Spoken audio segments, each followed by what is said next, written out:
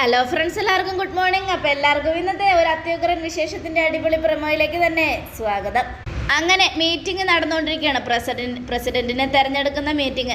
ആ മീറ്റിങ്ങിനിടയിൽ രാധിക വേണ്ട എന്നും എപ്പോഴും ഒരേ സ്ഥാനത്ത് രാധിക തന്നെ ഇരിക്കുന്നത് നല്ലതല്ല എന്നും ചുറ്റുമുള്ളവർ അഭിപ്രായം പറയുമ്പോൾ രാധികയ്ക്ക് കലി കയറുക.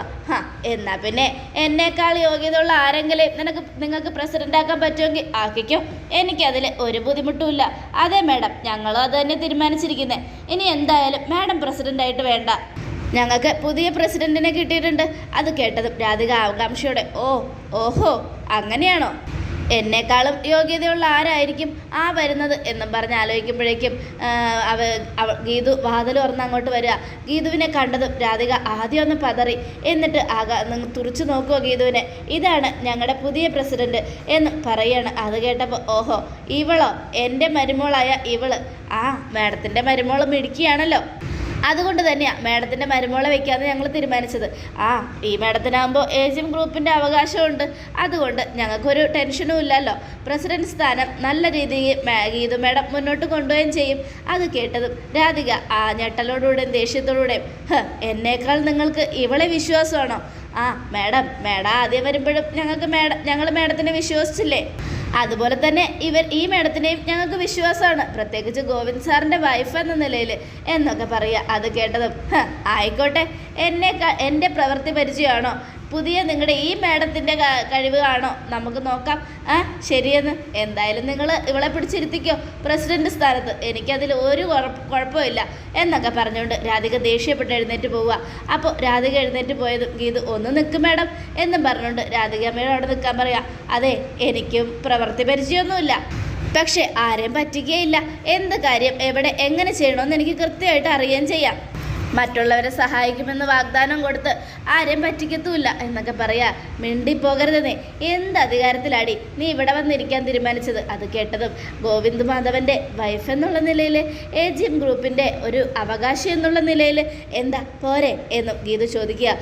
നിൻ്റെ ആ അവകാശമൊക്കെ ഞാൻ തട്ടിത്തെറിപ്പിക്കോടി, എന്തായാലും നീ നോക്കിക്കോ, നിനക്ക് ആയുസ് അധികം നാളൊന്നുമില്ല, സാരമില്ല, അതിനു മുമ്പ് ഞാൻ എന്തെങ്കിലുമൊക്കെ നേടണ്ടേ, എനിക്കും ഈ നാട്ടിലൊരു പേര് വേണ്ടേ എന്നൊക്കെ പറഞ്ഞുകൊണ്ട് ഗീതു ചിരിക്കുക. അപ്പോഴേക്കും രാധിക ദേഷ്യപ്പെട്ടു പോയി. രാധിക പോയി കഴിഞ്ഞതും എല്ലാവരും സ്വാഗതം ചെയ്യണം ഗീതുവിനെ. എന്തായാലും ഞാൻ നിങ്ങൾക്കൊപ്പം ഉണ്ടാവും, ധൈര്യമായിട്ടിരിക്കും. രാധിക അമ്മയെ പോലെയല്ല, ഞാൻ പറഞ്ഞതാണ്, എനിക്കറിയാം മാഡം. എന്തായാലും മാഡം ഈ ഒരു സ്ഥാനത്ത് വരുന്നെന്ന് ഞങ്ങൾക്ക് ആഗ്രഹം ഉണ്ടായിരുന്നു. അതിനേക്കാൾ കൂടുതൽ വിജയലക്ഷ്മി മാഡമാണ് ഞങ്ങളോടിത് പറഞ്ഞത്. മാഡത്തിൻ്റെ വാക്കുകൾ ധിക്കരിക്കാൻ ഞങ്ങൾക്ക് പറ്റില്ല, അതുകൊണ്ടാണ്. എനിക്കറിയാം, വിജയലക്ഷ്മി മാഡം എന്നെയും വിളിച്ചിരുന്നു, എന്നോടും മാഡം പറഞ്ഞു. പിന്നെ എന്തായാലും എനിക്ക് പ്രശ്നമൊന്നുമില്ല, ഞാൻ നിങ്ങൾക്കൊപ്പം ഉണ്ടാവും എന്നൊക്കെ പറഞ്ഞുകൊണ്ട് ഗീതു അവർക്ക് വാക്ക് കൊടുക്കുക. ഈ സമയം ഗീതു ആലോചിക്കുകയാണ് വിജയലക്ഷ്മി പറഞ്ഞ കാര്യങ്ങൾ. അതെ, ഈ ഏജിയം ഗ്രൂപ്പ് ഓഫ് കമ്പനിയുടെ ഒരേ ഒരു അവകാശം എൻ്റെ പേരിലുള്ളതുകൊണ്ട് ഈസി ആയിട്ട് എനിക്ക് ഈ പ്രസിഡന്റ് സ്ഥാനത്ത് ഇരിക്കാമെന്നും അങ്ങനെയുള്ളപ്പോൾ രാധികയെ തോൽപ്പിക്കാമെന്നൊക്കെ. ഇനി എന്തായാലും അത്ര പെട്ടെന്നൊന്നും രാധികയ്ക്കും ഗീതുവിനെയും ഗോവിന്ദനെയും തമ്മിൽ പിരിക്കാൻ പറ്റാത്തൊരവസ്ഥയാവും. ഈ സമയം ഗീതു ഓരോന്നൊക്കെ ഇങ്ങനെ ആലോചിച്ചുകൊണ്ടിരിക്കുക. എന്നിട്ട് എല്ലാവരും പോയി കഴിഞ്ഞതും ഗീതു വിജയലക്ഷ്മിയെ ഫോൺ വിളിക്കുകയാണ്. ഹലോ മാഡം, എന്തായി മോളെ, കാര്യങ്ങളൊക്കെ എവിടം വരെ? കാര്യങ്ങളൊക്കെ മാഡം പറഞ്ഞതുപോലെ തന്നെ കൃത്യമായിട്ട് നടന്നിട്ടുണ്ട്. ഉറപ്പായിട്ടും മാഡം, ഞാനിപ്പോൾ പ്രസിഡൻ്റാണ് എന്നൊക്കെ പറഞ്ഞ് ഗീതു പറയുകയാണ്. സത്യമാണെന്നേ, മാഡം പറഞ്ഞതനുസരിച്ച് ഞാനേ രാധികാമ്മയ്ക്കെതിരെയാണ് മത്സരിച്ചത്. എന്തായാലും അതുകൊണ്ട് ഞാൻ ജയിച്ചു.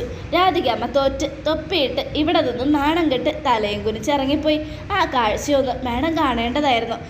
എനിക്ക് ആ കാഴ്ച കാണാൻ ഇനിയും കിടക്കുന്നതല്ലേ ഉള്ളൂ മോളെ. അവളെ തോൽപ്പിക്കണം. അവൾ എൻ്റെ ജീവിതത്തിൽ ഒരുപാട് നാടകം കളിച്ചവളാണ്. അങ്ങനെയുള്ളപ്പോൾ എനിക്ക് ഒരിക്കലും അവളോട് ക്ഷമിക്കാനോ പൊറുക്കാനോ കഴിയില്ല ഗീതു. അതുകൊണ്ടാണ് ഞാൻ നിന്നെ വെച്ച് കളിക്കുന്നത്. എന്തായാലും എനിക്ക് നേർക്ക് കളിക്കാൻ അറിയാൻ പാടില്ലഞ്ഞിട്ടല്ല, പക്ഷേ അവൾ പഠിക്കണം. അവൾ എന്നോട് ചെയ്ത തെറ്റിന് എൻ്റെ കാൽകളിൽ വീണ് മാപ്പ് പറയണം. അതിനുവേണ്ടി ഏതറ്റം വരെ പോകേണ്ടി വന്നാലും ഞാൻ പോകും ഗീതു. സാരില്ല മാഡം, മാഡത്തിനോടൊപ്പം ഞാനും ഉണ്ടാവും. മാഡത്തിൻ്റെ ശത്രു എൻ്റെ ശത്രു തന്നെയാണ്. ഫസ്റ്റൊക്കെ എനിക്കറിയില്ലായിരുന്നു. ഞാൻ വിചാരിച്ചത് രാധികാമ്മയുടെ സ്നേഹം ആത്മാർത്ഥമാണെന്നാണ്. പിന്നീടാണ് പോകെ പോകെ എനിക്കെല്ലാം മനസ്സിലായത്. ആദ്യം എന്നെ കൊല്ലാൻ നോക്കി, അത് കഴിഞ്ഞ് ഗോവിന്ദേട്ടനെ കൊല്ലാൻ നോക്കി. പലപ്പോഴായി ഗോവിന്ദേട്ടനെ കൊല്ലാൻ നോക്കിയ കെണിയിൽ അവർ തന്നെ ചെന്ന് വീഴുകയും എല്ലാം കൊണ്ടും അവർക്ക് തന്നെ തിരിച്ചടി കിട്ടുകയും ചെയ്തപ്പോഴേ എനിക്ക് മനസ്സിലായതാണ് മാഡം, ഇവിടെ യഥാർത്ഥ വില്ലത്തി എൻ്റെ അമ്മായിയമ്മ, അതായത് എൻ്റെ സ്വന്തം അല്ലാത്ത അമ്മായിയമ്മ തന്നെയാണെന്ന്.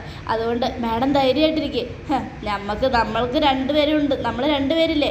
ആ രാധികയെ തോൽപ്പിക്കാൻ എങ്ങനെയെങ്കിലും ഗോവിന്ദേട്ടനെ മനസ്സിലാക്കി കൊടുക്കണം അവരുടെ സ്നേഹം കള്ളസ്നേഹമാണെന്ന്. എന്നാൽ മാത്രമേ എനിക്ക് ആ വീട്ടിൽ സ്ഥാനം ഉണ്ടാവും. ഇല്ലെങ്കിൽ എന്നൊരു മെൻ്റൽ രോഗിയാണെന്ന് പറഞ്ഞ് സ്ഥിരീകരിച്ച് ഡോക്ടറിൻ്റെ അടുത്ത് കൊണ്ടുപോയി പല പ്രശ്നങ്ങളും ഉണ്ടാക്കും എന്നൊക്കെ പറയുകയാണ്. ഈ സമയം വിജയലക്ഷ്മി, നീ പേടിക്കൊന്നും വേണ്ട മോളെ, കോടതിയിൽ അവർ രണ്ടുപേരും നിൻ്റെ ഒപ്പം അവിടെ ഉണ്ടെങ്കിൽ നിൻ്റെ ഒപ്പം ഞാനുണ്ടാവും നിനക്ക് വേണ്ടി വാദിക്കാൻ. എന്താ പോരെ? മതി മാഡം, താങ്ക് യു മാഡം, എനിക്ക് വേണ്ടി ഉണ്ടാവുമെങ്കിൽ പിന്നെ എനിക്ക് വേറെ ഒന്നിൻ്റെ ആവശ്യമില്ല എന്നൊക്കെ ഗീത പറയുക. മോൾക്ക് എല്ലാ സപ്പോർട്ടും എൻ്റെ കയ്യിൽ നിന്നും ഉണ്ടാവും. അതിനെക്കുറിച്ച് ഓർത്ത് മോൾ പേടിക്കൊന്നും വേണ്ട. വക്കീലിന് കൊടുക്കാൻ ഫീസിൻ്റെ കാര്യമാണോ? ഞാനുണ്ടാവും. നിനക്ക് വേണ്ടി സംസാരിക്കാൻ ഒരാൾ വേണ്ടേ? അതിനും ഞാനുണ്ടാവും. എല്ലാത്തിനും ഞാൻ മുന്നിലുണ്ടാവും. മോൾ ധൈര്യമായിട്ടിരിക്കുക. നമ്മുടെ രണ്ടുപേരുടെ മുൻപിൽ ഗോവിന്ദും രാധിക അമ്മയും തോറ്റു പോകത്തേ ഉള്ളൂ. പക്ഷെ മാഡം, എനിക്ക് നല്ല ടെൻഷനുണ്ട്. രാധികാമ്മ ആകെ എന്നെ എങ്ങനെയെങ്കിലും ഗോവിന്ദ് സാറിൻ്റെ ജീവിതത്തിൽ നിന്നും ഇറക്കി വിടണമെന്ന് കച്ച കെട്ടി ഇറങ്ങിയിരിക്കുക. ഇപ്പോഴും പ്രസിഡന്റ് സ്ഥാനം ഞാൻ ഏറ്റെടുത്തപ്പോൾ അതും പറഞ്ഞ എന്നെ വെല്ലുവിളിച്ചുകൊണ്ട് പോയത്. ഗോവിന്ദേട്ടൻ എന്നെ ഡൈവോഴ്സ് ചെയ്ത് കഴിഞ്ഞാൽ ഉറപ്പായിട്ടും എനിക്ക് ഈ കസേരയും നഷ്ടപ്പെടുമെന്ന്. പേടിക്കണ്ട, ഗോവിന്ദ് ഡിവോഴ്സ് ചെയ്താലല്ലേ. ഗോവിന്ദ് ഡിവോഴ്സ് ചെയ്യില്ല, നിനക്ക് ഡിവോഴ്സ് കിട്ടേയില്ല, അവന് ഡിവോഴ്സ് കൊടുക്കേണ്ടി വരില്ല. ധൈര്യമായിട്ടിരിക്കുക എന്നൊക്കെ പറഞ്ഞുകൊണ്ട് ഗീതുവിനെ ആശ്വസിപ്പിക്കുകയാണ്. അപ്പോൾ വിജയലക്ഷ്മിയോട് ഗീതു, എന്നാൽ ശരി മാഡം, ഞാൻ പിന്നെ വിളിക്കാം. ശരി, ഇനിയുള്ള കാര്യങ്ങൾ വളരെ ശ്രദ്ധിച്ചും സൂക്ഷിച്ചും ചെയ്യണം. നിന്നെ മറ്റുള്ളവരുടെ മുൻപിൽ കുറ്റക്കാരിയാക്കാൻ വേണ്ടി രാധിക പലതും ചെയ്യും. അതിൽ നിന്നൊക്കെ രാധികയെ പൊളിച്ചടുക്കി യഥാർത്ഥ കള്ളി ആരാണെന്ന് അവളെ വിളിച്ചത് കൊണ്ടുവരണം. മനസ്സിലായോ? മനസ്സിലായി മാഡം, ഞാനെല്ലാം മാഡം പറയുന്നത് പോലെ തന്നെ ചെയ്യും, ഉറപ്പായിട്ടും ചെയ്യും. മാഡം ധൈര്യമായിട്ടിരിക്കും എന്നും പറഞ്ഞുകൊണ്ട് ഗീതു ഫോൺ കട്ട് ചെയ്യുക. ഈ സമയം ഈശ്വര, ഞാനെല്ലാം ശരി എന്ന് പറഞ്ഞ് തലയാട്ടി. പക്ഷേ എനിക്ക് അതിനെക്കൊണ്ട് പറ്റുമോ? രാധികാമ്മയ്ക്ക് എന്നേക്കാൾ എക്സ്പീരിയൻസ് ഉണ്ട്, എന്നേക്കാൾ കഴിവ് കൂടുതലുണ്ട്. അങ്ങനെയുള്ളപ്പോൾ രാധികാമ്മയ്ക്ക് മേലെ എനിക്ക് എത്താൻ പറ്റുമോ എന്നൊക്കെ ആലോചിക്കുകയാണ്. പക്ഷെ എത്തിയേ പറ്റൂ. എൻ്റെ ഗോവിന്ദേട്ടൻ്റെ ജീവൻ രക്ഷിക്കാൻ എനിക്ക് എത്തിയേ പറ്റൂ.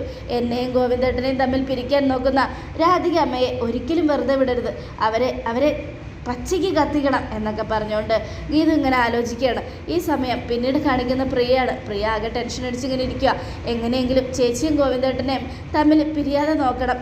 എൻ്റെ അമ്മയാണ് അതിന് കാരണക്കാരിയെങ്കിൽ അമ്മയാണെന്നൊന്നും ഞാൻ നോക്കില്ല, മുഖത്ത് നോക്കി 5-6 വർത്താനം ഞാൻ പറയും. എൻ്റെ ഏട്ടനെ എനിക്കൊന്ന് കണ്ടേ പറ്റൂ. എൻ്റെ ഏട്ടനെ കണ്ട് എനിക്ക് പറയണം, ഏട്ടൻ ഗീതു വെച്ച് പിരിഞ്ഞ അതെനിക്ക് വല്ലാത്ത സങ്കടമാവുന്നൊക്കെ. എന്തായാലും അത് പറയാതിരിക്കാൻ പറ്റില്ല എന്നൊക്കെ പറഞ്ഞുകൊണ്ട് നമ്മുടെ പ്രിയ ഇങ്ങനെ ആലോചിച്ചുകൊണ്ടിരിക്കുക. അപ്പോഴേക്ക് വിനോദ്, എന്തു പറ്റി പ്രിയ? എനിക്ക് നല്ല സങ്കടമുണ്ട് വിനോദേ. ചേട്ടനും തമ്മിൽ പിരിഞ്ഞാൽ അത് വല്ലാത്ത സങ്കടമായി മാറും. ഒരിക്കലും ഗീതു വെച്ചും ഗോവിന്ദേട്ടനും പിരിയാൻ പാടില്ല. അത് തന്നെയാണ് മോളെ എൻ്റെ ആഗ്രഹം. പക്ഷെ എന്ത് ചെയ്യാനാ, പിരിയൊന്നും ഡിവോഴ്സ് ആകണമെന്നും തയ്യാറെടുത്തിരിക്കുന്നത് ഗോവിന്ദേട്ടനല്ലേ. അപ്പം പിന്നെ നമുക്ക് എതിർത്ത് വല്ലതും പറയാൻ പറ്റുമോ? നിനക്ക് പറയാൻ പറ്റില്ലായിരിക്കാം, പക്ഷെ എനിക്ക് പറയാൻ പറ്റും വിനോദേ. ഞാൻ പറയും, ഗീതു വെച്ച് ഒരിക്കലും ഏട്ടൻ പിരിയാൻ പാടില്ല എന്ന് ഞാൻ പറയും. ഞാൻ പറഞ്ഞാൽ പിന്നെ അതിനപ്പുറം ഏട്ടന് മറ്റൊന്നുമില്ല. കാരണം ഞാനെന്ന് വെച്ചാൽ ഏട്ടന് ജീവനാ. അങ്ങനെയുള്ളപ്പോൾ അമ്മയുടെ വാക്കിന് പോലും ഏട്ടൻ അവിടെ വില കൊടുക്കില്ല വിനോദേ. അതുകൊണ്ട് എനിക്ക് നല്ല ധൈര്യമുണ്ട്. എന്തായാലും ഞാനേ ഉറപ്പായിട്ടും എൻ്റെ ഏട്ടനോട് സംസാരിക്കും.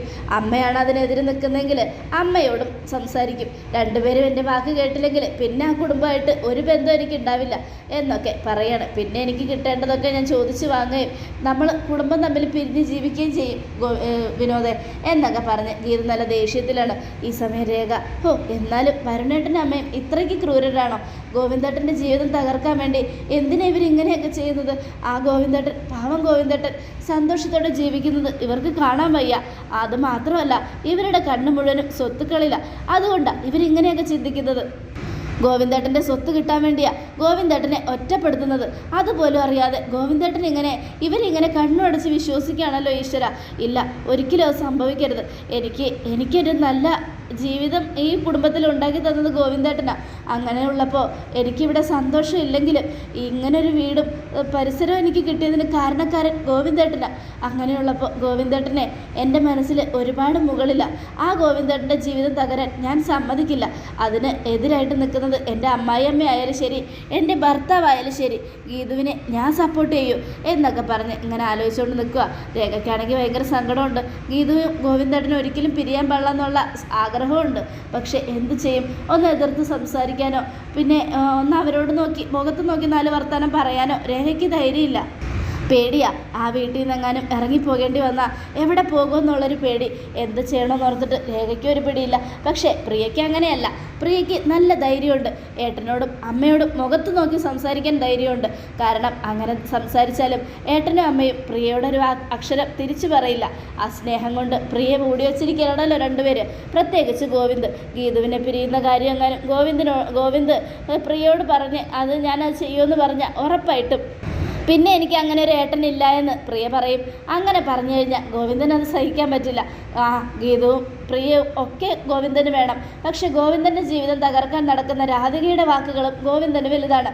എന്നാൽ അത് തിരിച്ചറിയാൻ ഗോവിന്ദന് കഴിയോ? വിജയലക്ഷ്മി ആരാണെന്ന് ഗീതു കണ്ടുപിടിക്കുമോ? വ്യാഴാഴ്ച തറവാട്ടിലേക്ക് താമസം മാറാൻ പോവുക നമ്മുടെ വിജയലക്ഷ്മി. ആ തറവാട്ടിൻ്റെ യഥാർത്ഥ അവകാശികൾ മാധവൻ സാറും പിന്നെ വിജയലക്ഷ്മിയാണെന്ന് ഗീതു തിരിച്ചറിയുന്ന ആ അടിപൊളി ദിവസത്തിനായിട്ട് എല്ലാവരും കാത്തിരിക്കുക. അതേ പ്രേക്ഷകരെ, ഇനി വരാൻ പോകുന്നതാണ് തകർപ്പൻ വിശേഷം. നമ്മുടെ ഗീതു തിരിച്ചറിയാൻ പോവുകയാണ്. ഗീതുവിനോടൊപ്പം ഇത്രയും നാൾ സപ്പോർട്ടായിട്ട് നിന്ന ആൾ ആരാണെന്ന്.